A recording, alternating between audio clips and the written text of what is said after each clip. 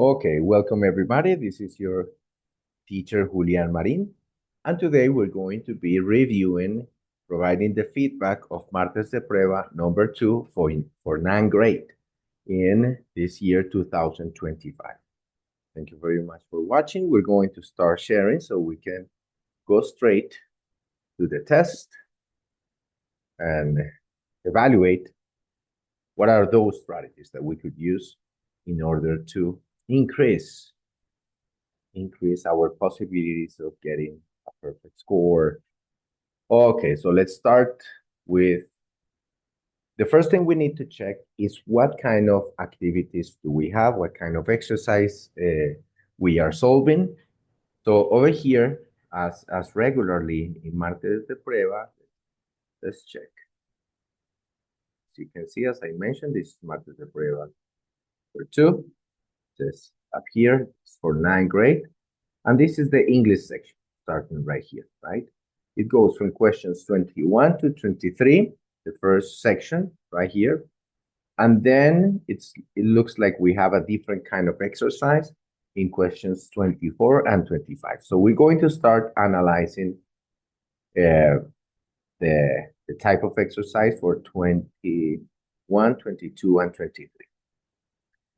So apparently over here, what we have to do is reading some questions or comments, not always are questions, sometimes are statements, and then selecting from 3 options, what would be the most coherent response or answer to those comments or to those questions.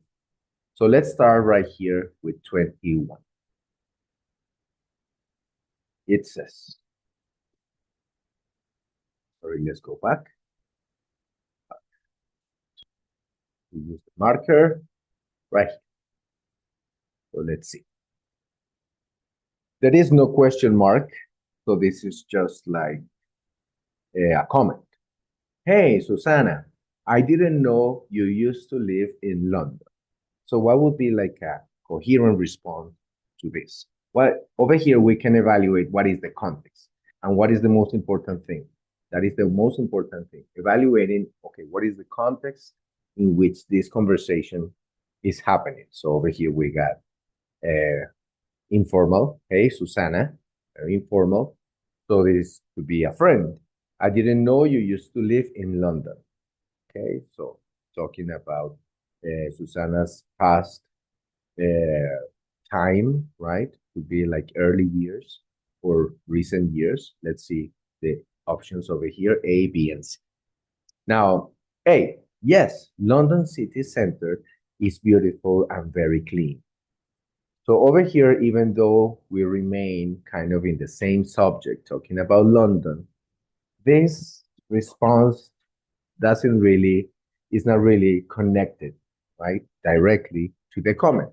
But anyway, let's evaluate the other options before we can decide. B, yes, it was 20 years ago when I finished my school. So I didn't know. So yes, confirming, yes, I lived in London. Used to, this is in the past. So yes, it was 20 years ago, coherent, when I finished high school. So this is a good possibility, I would say. But still, we need to evaluate C. I think London is one of the most expensive cities in England. Okay. Even though we continue talking about London, this probably is a response or an answer to a different kind of comment or question. So I will cancel C. Cancel C. Cancel A. So the best option here would be option B. Okay. So let's erase right here because we need to move in order to give a look to question 22 or questions 22 and 23. Let's give a look. 22. Let's see. This is a question. Juan Carlos, is the annual report ready? So over here, we're talking about an annual report. So probably this is a context in which a manager, right, is requesting from Juan Carlos, right, a document, an annual report. So let's evaluate the three options. A, I'm afraid I couldn't finish it last night. So this seems to be a logical answer, even though it's not the positive what a manager would be expecting. But this, in our case, seems like a good prospect. Anyway, let's evaluate B and C. B, the annual report is necessary for the committee. So we remain in context. Yes, we're talking about annual report, and it's coherent to say that it is necessary for a committee, but this is not really answering that question. And C, I'm looking for a sample report for you. So this one wouldn't be a coherent answer because the manager is not asking for a sample report. He's asking for the annual report, which should be given at the end of the year, probably evaluating the balance of the company, right, throughout the, the current. So I will cancel C and I will cancel B, remaining or leaving us only with the A as a coherent and very good option. So A would be the answer that I would suggest. Let's check question 23. I forgot my pencil case at home. Can anyone lend me a pen, please? Okay, so this seems to be an educational context, could be a school, could be a university, right? Because anywhere you need in these places your material. I will say that this is a school. The situation, okay, somebody forgot a pencil case, so has not no pencil, in this case, no pen for taking notes, so it's asking for help. So let's see the options. A, sure, mate. You may take mine. Okay, this seems like a coherent answer, like use mine. Let's see the other two before we make a decision. B, of course, you have it in your pencil case. So this one is kind of deceiving because yes, we continue talking about pencil cases. We're talking about it, could be the pen, but at the same time is incoherent because actually what this person here is saying is that forgot his pencil case. So this one wouldn't be a good option. I believe it's there just to confuse, to deceive. And it happens regularly in these cases, in these exams. Let's see option C. No, I don't have any eraser with me. So this one is easy to cancel because nobody's talking about an eraser. They're talking about a pen.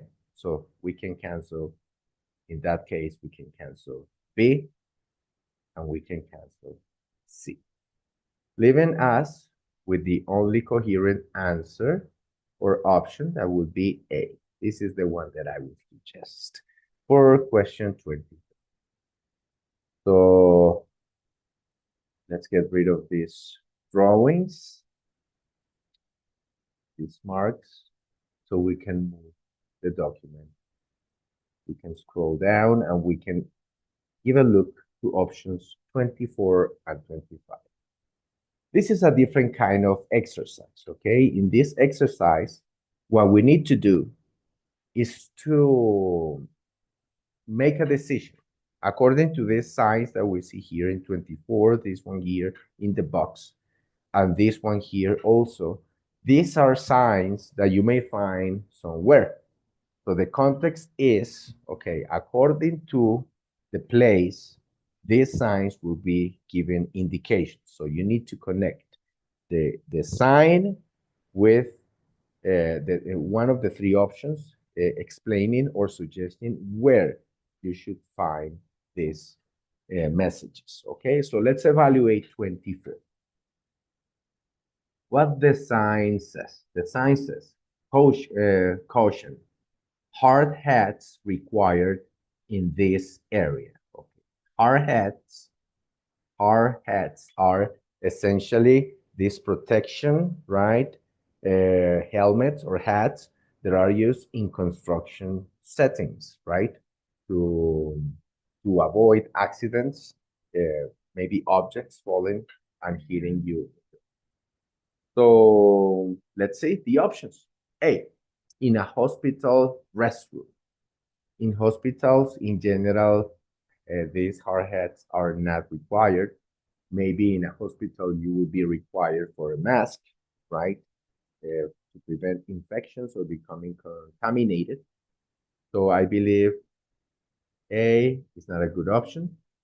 Let's see. B, in a factory premises. The premises of a factory. So it is more like I was suggesting, a construction or also in a factory, right? Where things could fall and hit you. Big machines and all of that, production. This is a good prospect.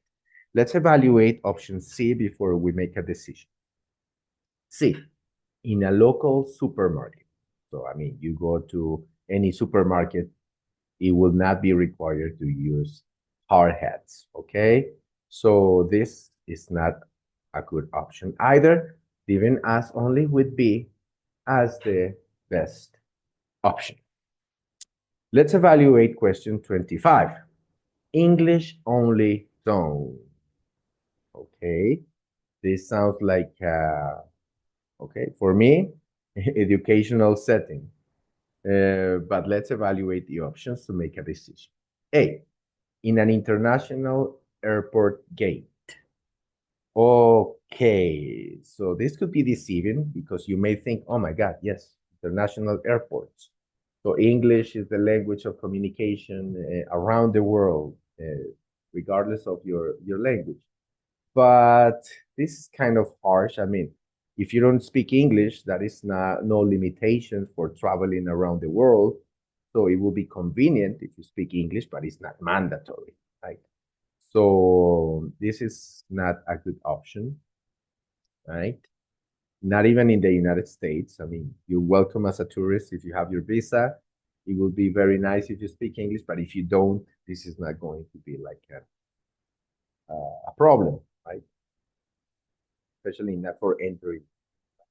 So I will say A is not a good option. It's a little deceiving.